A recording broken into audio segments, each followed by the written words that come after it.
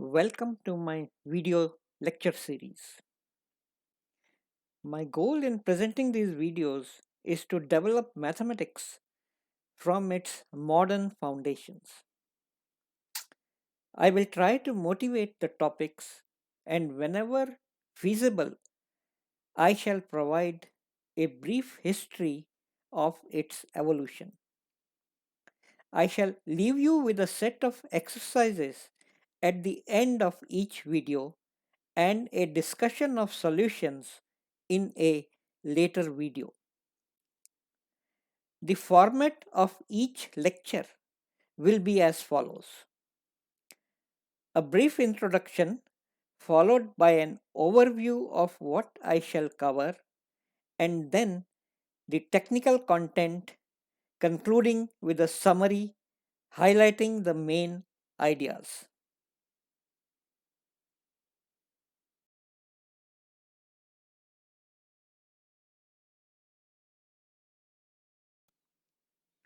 The next slide gives you a bird's eye view of some of the major areas of mathematics. In the first few videos, our main aim will be to climb the ladder from natural numbers, going up to the integers, constructing the rational numbers, and culminating with the construction of real numbers and their properties. Kindly note that we are not beginning our study at the rock bottom at the foundations. This is practically not feasible because to understand the foundations and the methodology of modern logic, mathematical logic, one has to first of all know a whole deal of mathematics. So we will enter the building at the basement, rather on the ground floor, and later on we'll dig deeper into the foundations.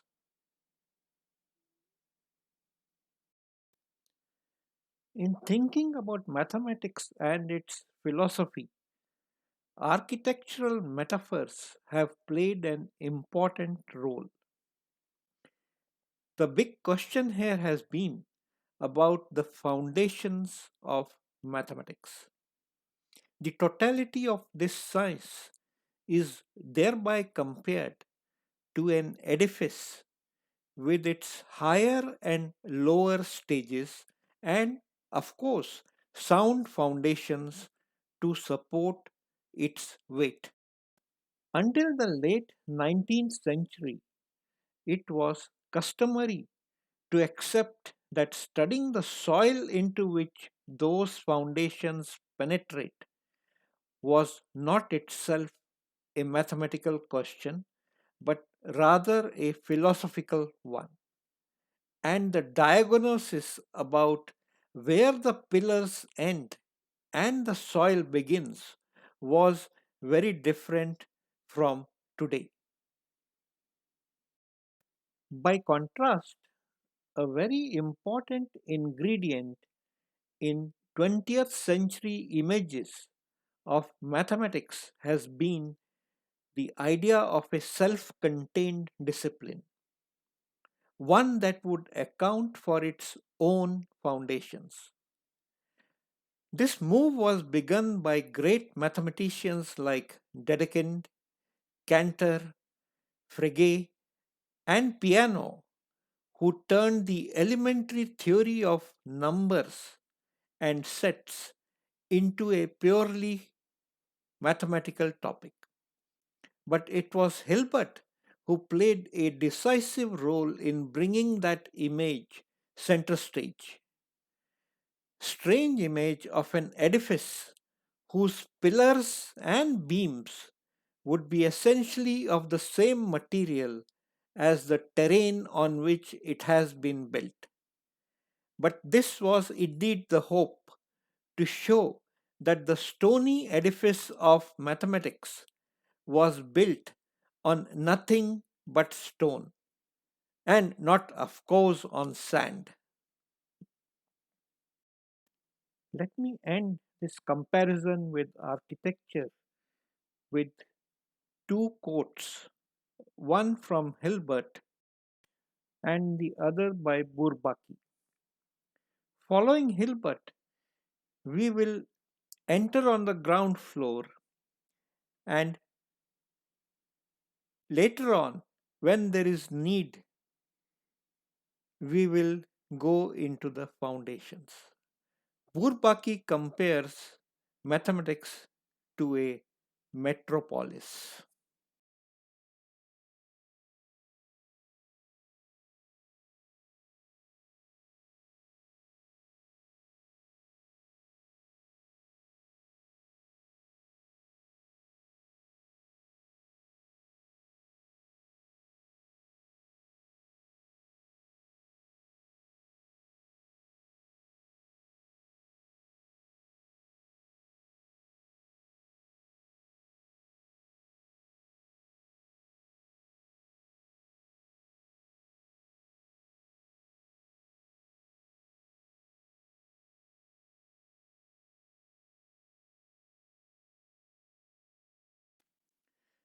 The foundations of mathematics were laid by great mathematicians and philosophers like Cantor, Dedekind, Hilbert, Bertrand Russell, to name a few. Many scientists and philosophers think of mathematics as a finished building whose foundations are certainly solid. Philosophers have a sound and understandable tendency to concentrate on the basics. Consequently, they normally focus their attention upon logic and set theory, identified as the foundations of the whole edifice of mathematics. Meanwhile, historians have an equally understandable tendency to look at the rooms and floors, trying to understand how they were built and took their present shape. In the process, they often focus their attention on the builders and not so much on the building. We should keep in mind that any building has been created by builders, beginning with the main architects, as mentioned above. In mathematics, as in science generally, the lineaments of the finished building are never the same as the main architects initially envisioned. This is due to the collective nature of knowledge production. While I shall be very rigorous in organizing the lectures, I will try my best to motivate the topics in their historical context. I close this introduction with two quotes. The first one motivated me in taking the first step towards my long journey, and the second one very apt if you want to understand a concept.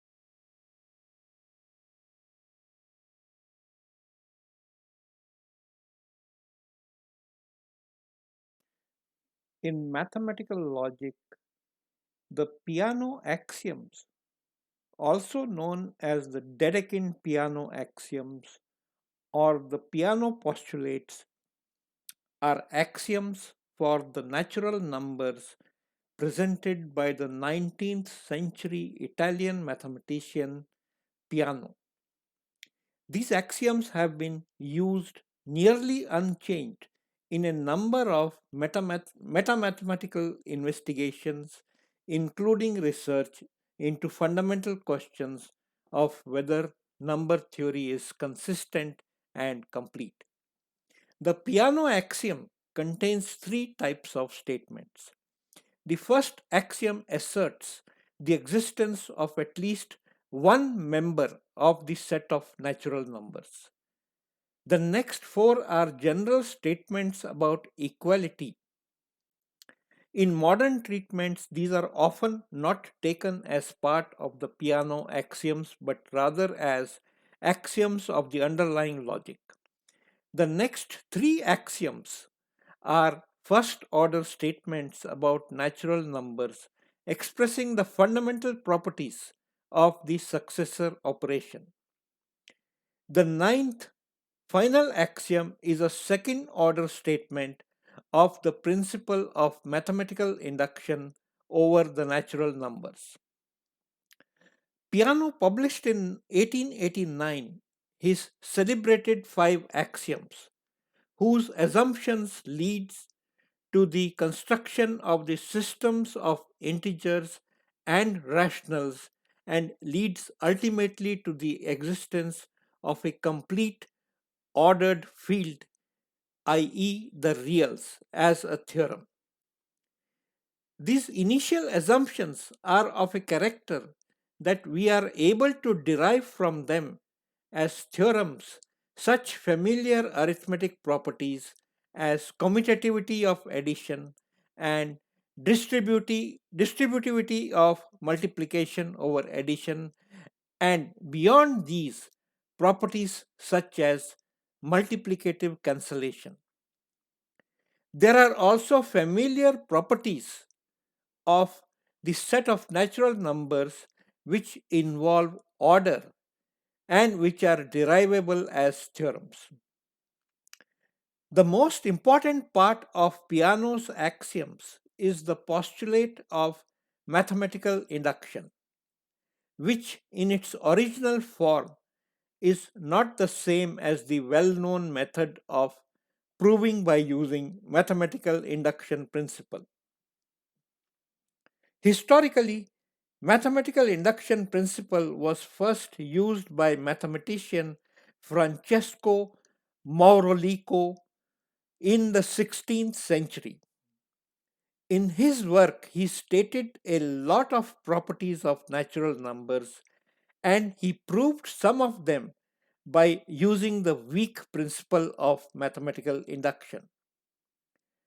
Otherwise, the first formal explanation of mathematical induction principle was presented by the mathematician De Morgan in 1838, and this was also the first time that the term induction was used.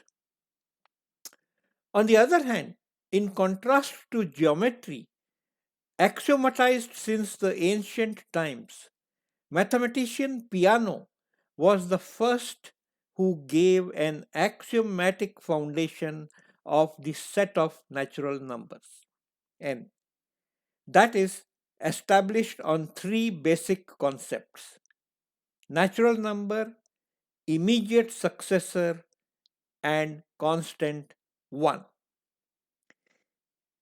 He arranged them according to the following axioms, in which we have combined the first four of his axioms into one under the item PA1.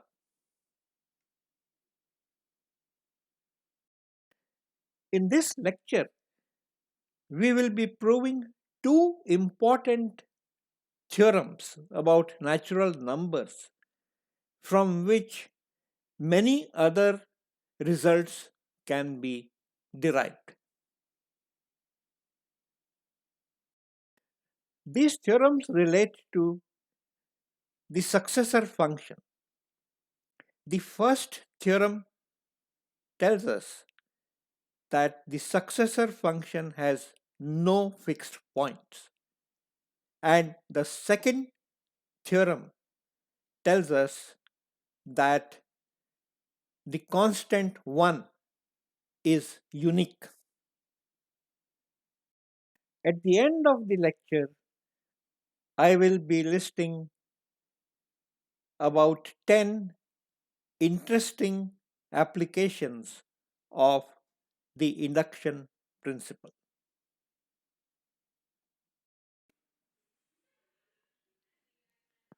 Peano's axioms.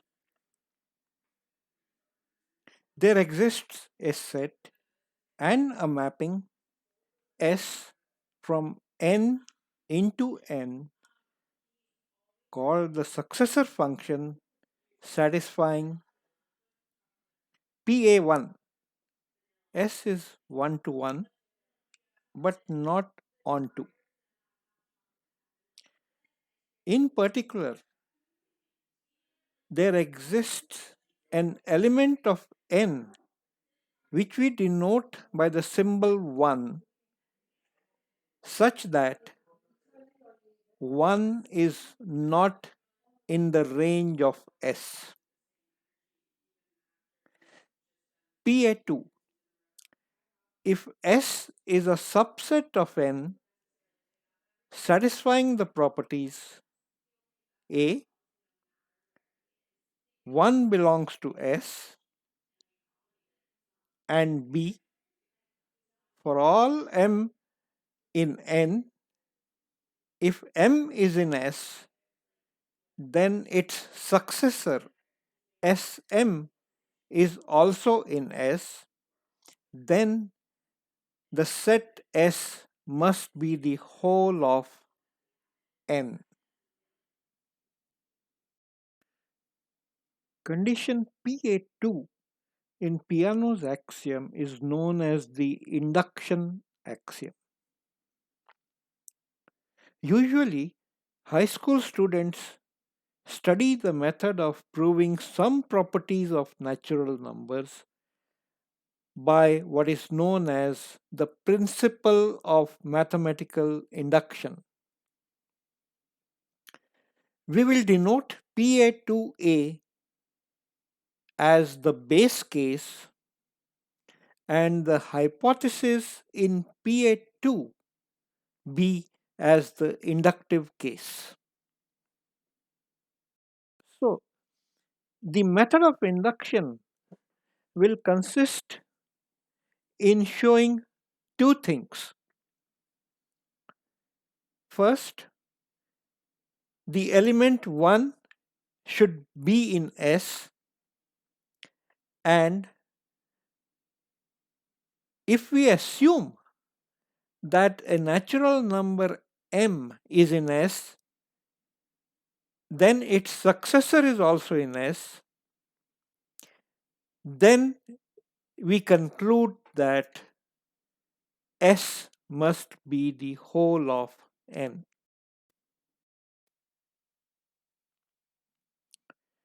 As observed above, the principle of mathematical induction is generally applied to statements.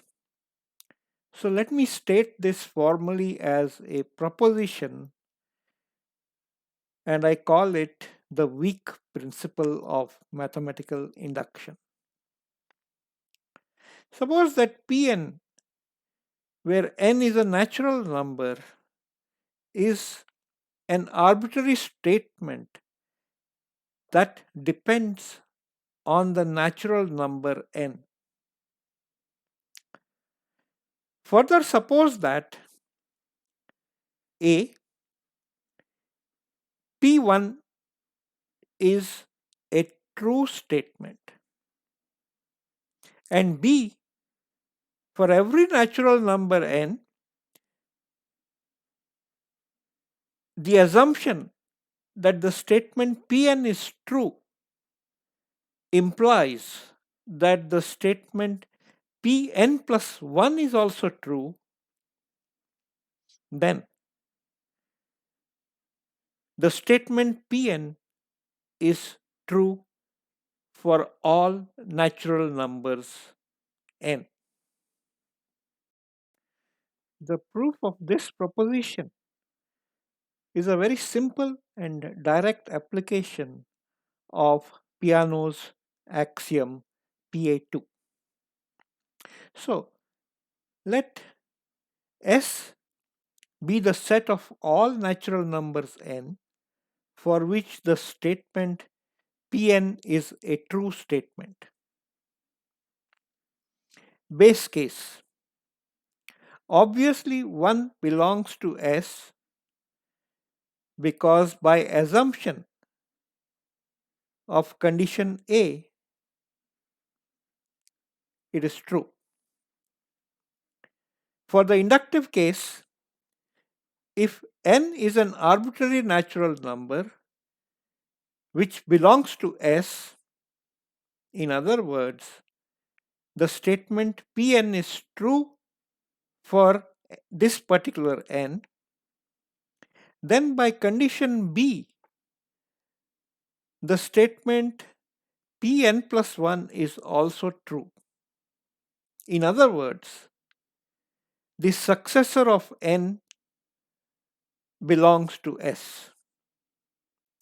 So we have verified that whenever n is in S, it implies Sn is also in S by the principle of mathematical induction. S must be equal to n.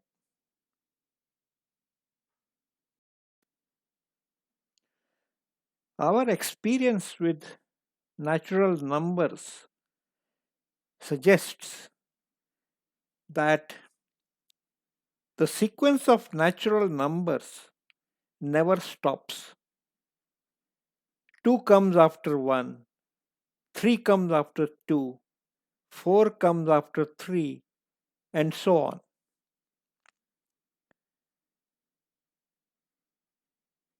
This fact can be proved as we show in the next important theorem. The theorem says that the successor function Sn is never equal to n. In other words, the mapping S has no fixed points. For if Sn was equal to n for some n, then the natural numbers will not go on forever. The sequence will stop. We shall prove this using WPMI. To this end, let S be those natural numbers for which Sn is not equal to n. So here, the statement Pn is simply the statement Sn is not equal to n. We will prove that S is equal to the set of natural numbers. Base case. Clearly, 1 belongs to S by PA1. Recall, PA1 tells us that 1 is not in the range of S. So, in particular, it cannot be the image of 1. So, the successor of 1 is not equal to 1. Hence, 1 is in S. That is, P1 is true. Inductive step. Suppose that M is in S. Then its successor is not equal to M. Again, by PA1, the mapping S is 1 to 1.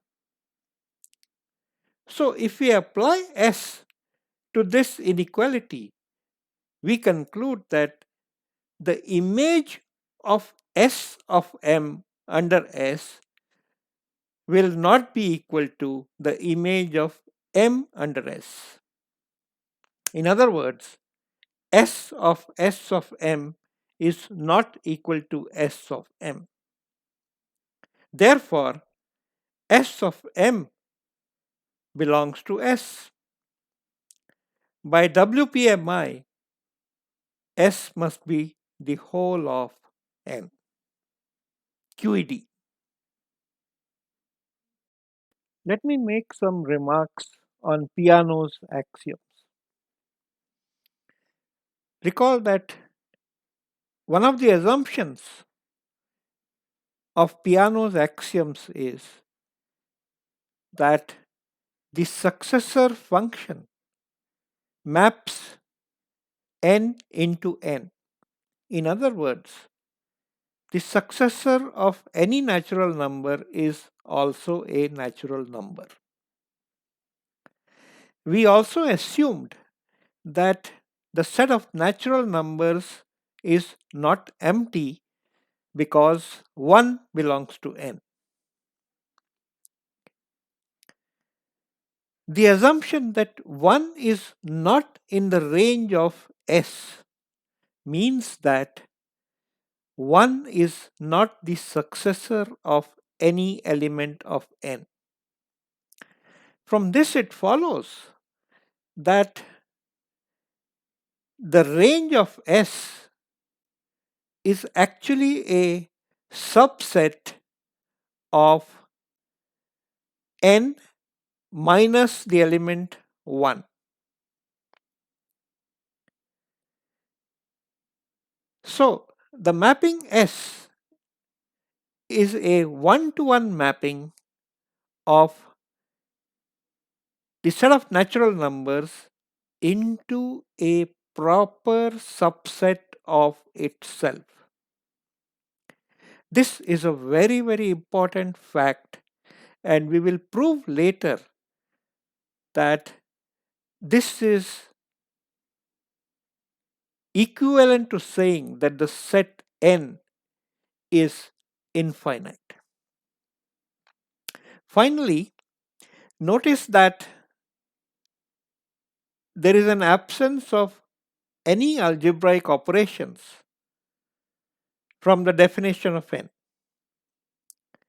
We shall take up this task of defining addition, multiplication, etc. in another video.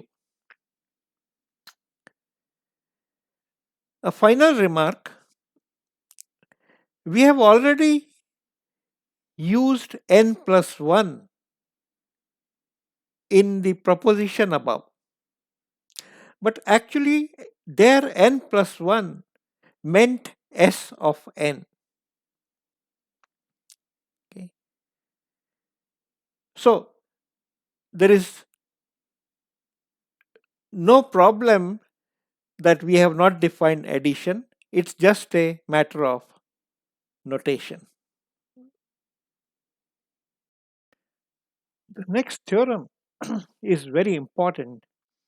It shows that in fact the image of S is equal to the complement of 1 in the set of natural numbers. In other words, every natural number except 1 is a successor, or equivalently, that every natural number is either a 1 or a successor, but not both. Prove this using the induction axiom. To this end, let S denote the set image of S union the singleton 1. We will show that S is equal to capital N. And then a simple set algebra will show that image of S must be equal to the complement of 1 in N. Base case. By the definition of S, 1 obviously belongs to S. Inductive case. Suppose that a natural number n belongs to S and n is not equal to 1. Then by the definition of S, n must be in image of S. Hence we can write n is equal to little s of m for some natural number m. And if we apply the mapping S on both sides of this equality, we conclude that little s of n is equal to little s of m. Hence, s of n belongs to image of S. So we have verified the hypothesis Pa2b by the induction axiom. The set S must be the whole of n. Now, the complement of 1 in n is equal to the intersection of n with the complement of 1. And since S is equal to n, this can be written as S intersection the complement of 1. And by the definition of S, this is equal to the image of S union the singleton 1, the whole thing intersected with the complement of 1. And this is equal to image of S. Why? Because the singleton 1 intersected with its complement is empty, and because 1 is not in the image of S by our axioms, hence image of S is contained in the intersection of image of S and the complement of 1. The other inclusion is trivial, and we conclude that image of S must be equal to the left hand side, which is the set n minus the singleton 1. End of proof.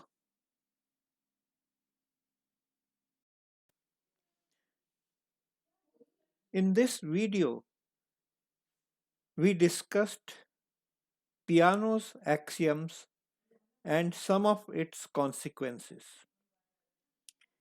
The axioms postulated that there is a triplet consisting of a set capital N,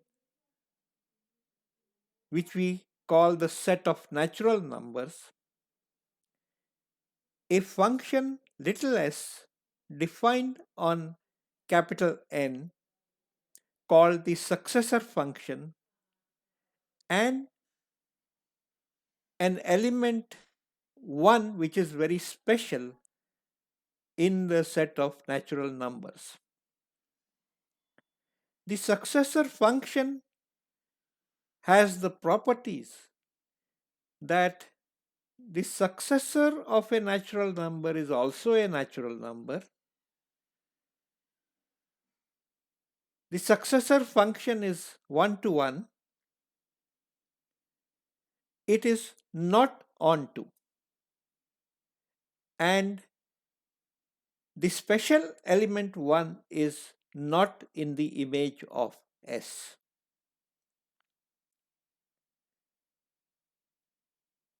The most important axiom is the induction axiom, which is popularly explained by an infinite row of dominoes falling, where the rule is if a domino falls, it will hit the next domino, which will also fall. So, if the first domino falls, then all the dominoes will fall. Thank you.